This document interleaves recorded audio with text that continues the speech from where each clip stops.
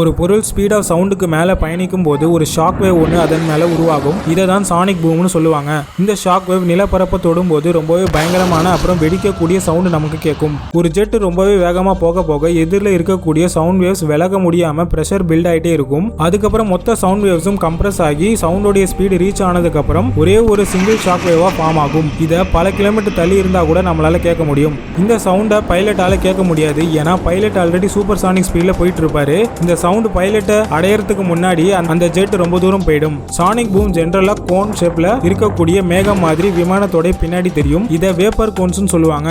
இது super Sonic ஸ்பீட்ல போயிட்டு இருக்கிற பொருள் காற்றுல இடையூறு ஏற்படுத்துறதுனால உருவாகுது.